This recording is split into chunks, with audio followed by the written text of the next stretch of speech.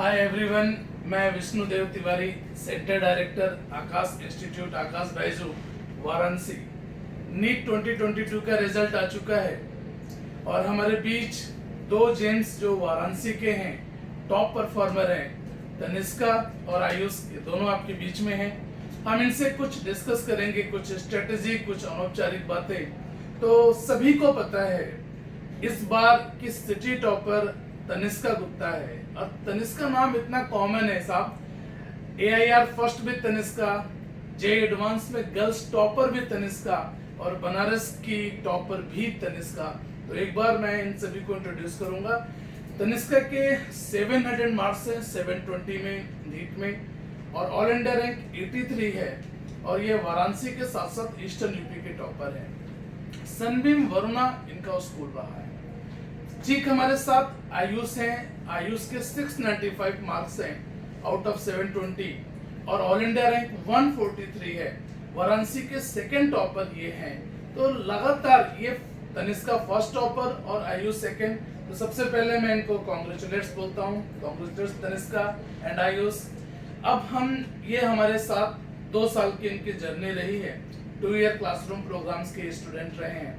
मैं कुछ इनसे बातें करूंगा स्ट्रेटजी को लेकर और डिस्कस करेंगे।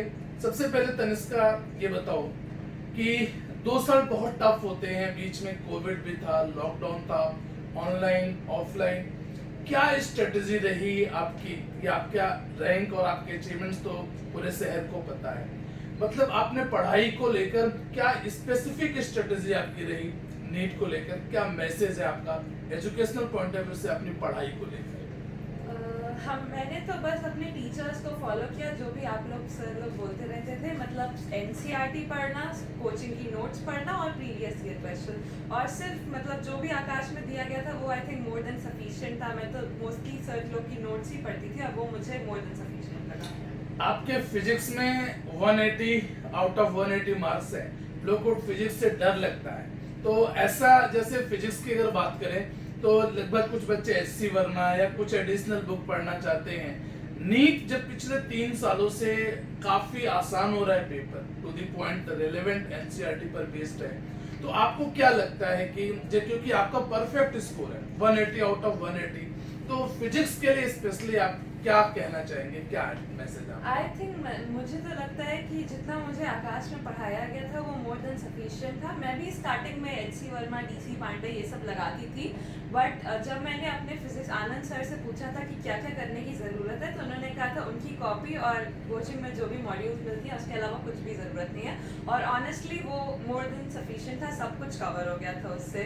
तो आई थिंक फिजिक्स में बहुत इधर उधर जाने की ज़रूरत नहीं है, बस मैंने तो अपने टीचर्स को ही फॉलो किया है। गुड। आयुष, लगभग सेम क्वेश्चन, आपकी क्या स्ट्रेटजी रही पढ़ाई को लेकर? कुछ स्पेसिफिक जो आप इन्हें 2 सालों में फील किया, जो मैसेज जितने भी नीट एस्पिरेंट्स हैं उनको आप क्या मैसेज देना चाहेंगे स्ट्रेटजी के लिए? मैंने रियलाइज किया कि नीट बहुत आसान एग्जाम हो चुका है। पहले एम्स का पेपर आता था तो टफ होता था, पर अब क्योंकि बहुत बेसिक क्वेश्चंस आते हैं तो एक ही चीज़ हमें बार बार पढ़नी होती है। ये नहीं कि हम इधर उधर से लगाने के बाद तो हम अपनी बेसिक्स भूल जाएंगे। नीट में आपको वही फॉर्मूले बार बार लगाने होते हैं, वही क्वेश्चन बार बार रिपीट होते हैं। तो टफ किताब लगाने से अच्छा हम एक ही किताब लगाएं, आकाश की मॉड्यूल ही 3-4 बार लगा लें, क्योंकि इससे फायदा होता है कि हमें वो क्वेश्चन याद हो जाता है। गुड। अच्छा, कुछ एक चीज और मैं दोनों से जानना चाहूंगा कि कोचिंग में कुछ ऐसा इवेंट्स होता है, कुछ ऐसी चीज होती है जो हमेशा याद आती है, या कोई एक टीचर होता है जिसकी बातें हमेशा हमारे लिए मोटिवेशनल होती है, इंस्पायरिंग होती है, तो आपका फेवरेट टीचर और कोई ऐसा इवेंट्स जो आप शेयर करना चाहेंगे कि नहीं ये चीज हमें क्लिक किया और हमें बहुत याद रहता है और ये चीज से हमने चेंज किया? तो कोई ऐसा, एक तो फेवरेट टीचर्स और कोई ऐसा जो आपको लगा कि ये घटना मेरे लिए साथ बड़ी इंस्पायरिंग रही या मुझे यहाँ से कुछ क्लिक किया? दोनों के लिए एक सेम क्वेश्चन है कि आपके फेवरेट टीचर्स कैसे, कौन थे या सब्जेक्ट कौन सा था, और कोई ऐसा इवेंट जो आप बताना चाहते हैं, बताएं। तनिष्का। मुझे आनंद सर ने बहुत सपोर्ट किया था। मतलब मुझे बहुत विविडली याद है कि एक बार मैं सर के पास, मैं बहुत ज़्यादा परेशान हो जाती थी स्टार्टिंग में, तो मैं हर महीने ऑलमोस्ट सर के पास जाती थी कि मुझसे नहीं हो पाएगा। तो एक बार मैं ऐसे ही गई हुई थी कि मुझे पिछले साल का नीट का जब रिजल्ट आया था, तो मैं कहने गई थी कि मुझे नहीं लगा कि मेरा बहुत अच्छा जाएगा। तो मुझसे सर ने कहा था कि उनको लगता है कि मेरे टॉप 100 में आ जाएगा। तो वो मेरे लिए बहुत मोटिवेटिंग था कि सर को मुझ पर इतना विश्वास है।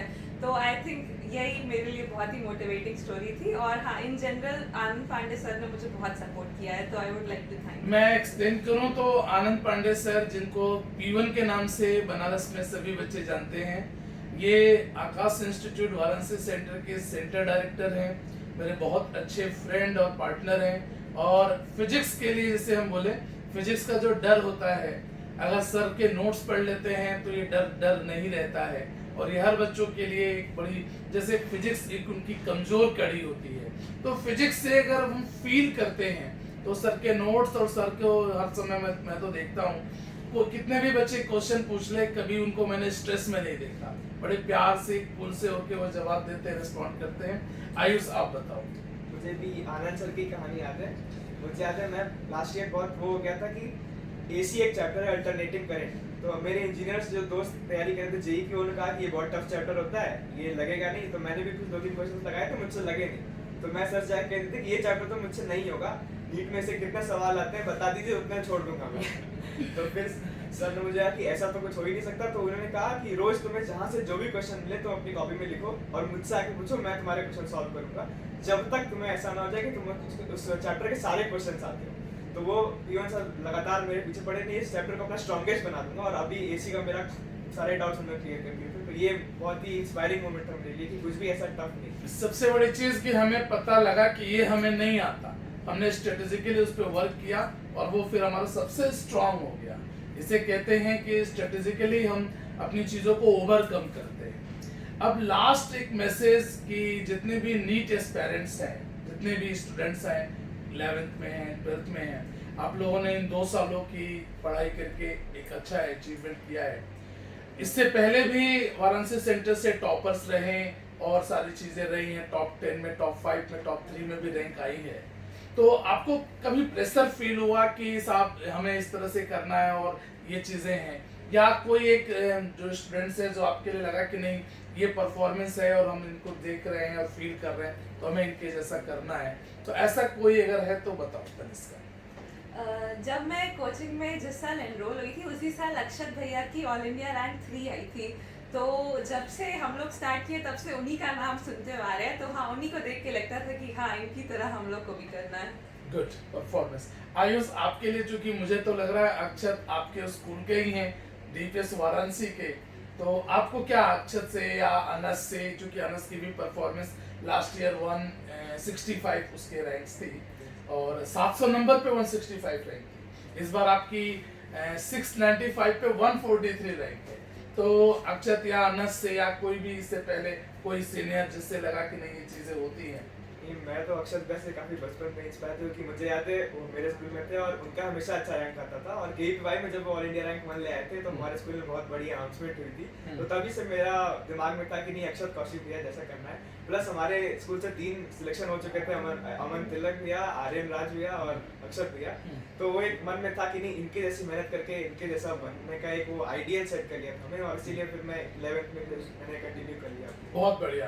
तो आप लोग, लास्ट क्वेश्चन, आप लोग का जो कॉलेज है, ड्रीम कॉलेज, एम्स दिल्ली तो शायद नहीं होगा, शायद क्या एम्स दिल्ली नहीं होना है, लेकिन उसके बाद जो भी देश के टॉप मोस्ट कॉलेज है, वो आप जो भी कॉलेज चाहोगे आपको मिलेगा।